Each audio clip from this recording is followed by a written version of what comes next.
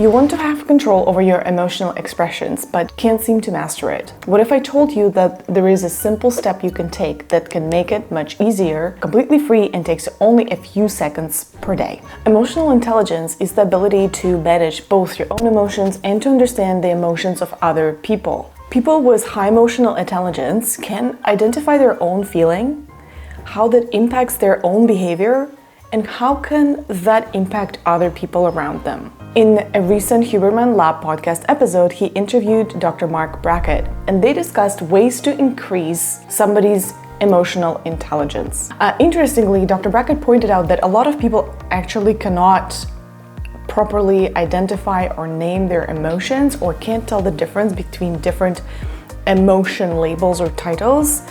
Even very highly educated and successful people, when asked, could be challenged to define certain emotions. His work centers on developing tools to increase emotional awareness, especially in children and schools, but other institutions and placements as well.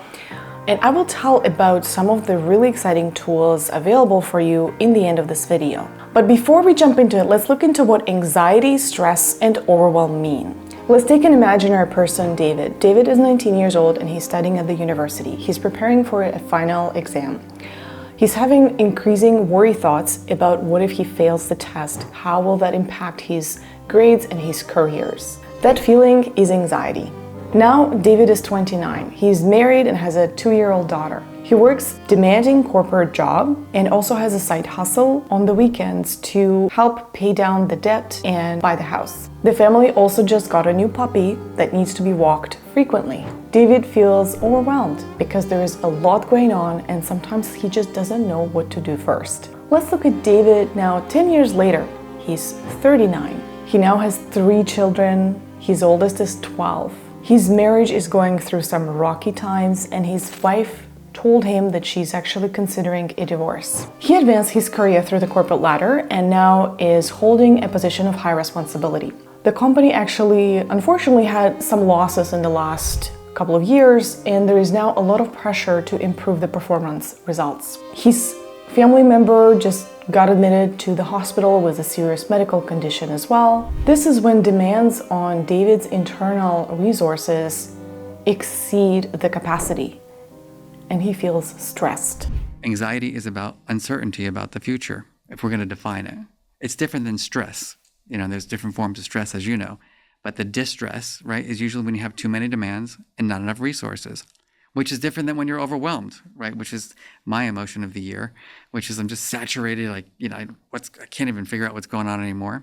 The reality is that nobody is immune to anxiety. Life is getting more and more stressful, and we all will have times of overwhelm in our life. There are 2 things that you can do to improve your ability to identify your emotions and become more self-aware, and hopefully also improve your ability to cope and deal with some of the difficult feelings. In mental health, we often say, name it to tame it, meaning that if you can label your emotion, sometimes it makes it easier to address it differently. The problem is a lot of us unfortunately had to learn to suppress our emotions or even numb them when we were younger because our caregivers discouraged us from showing our feelings or even punished us for it. But what we resist persists. Suppressing our emotions can lead to a lot of suffering, and learning to listen to your emotional navigation system can help you improve your quality of life and quality of your relationships. So how do you train your emotion recognition muscle? One thing you can do is Google free emotion wheel or free emotions wheel images, and you will see something that shows the names of emotions in this colorful wheel that you can easily download or print or save on your phone. Because sometimes it's really hard to put a finger on what exactly we're feeling, but if we see a list of words, we can sometimes just name it if it feels like it's a good match. A better option could be a mood tracker mentioned in Huberman Lab podcast. It is a way to determine and name your emotion based on the degree of energy unpleasantness. So, for example, a high energy unpleasant emotion could be enraged in red. High energy pleasant could be cheerful. Low energy unpleasant example is hopeless.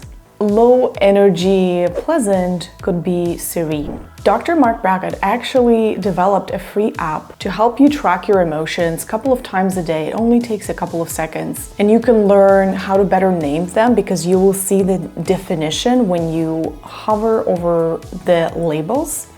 What I really like about this app as well is that it has helpful emotional regulation tools such as quotes and affirmations, meditations, educational videos, and some really good cognitive behavioral therapy tools. I especially liked the video where the speaker talks about the importance of all the emotions and how we don't have bad feelings, because all of them serve a purpose. I posted a link to the app as well as the Huberman Lab podcast in the description of the video down below. I also wanted to mention that psychotherapy and journaling can also increase your self-awareness quite a bit. There is no shame in reaching out for help if your mental health is starting to impact your relationships, ability to work or study. It takes a lot of courage to reach out, and it actually speaks to somebody's self-awareness and strength if you're able to recognize that you might need some help. I hope you found this video helpful.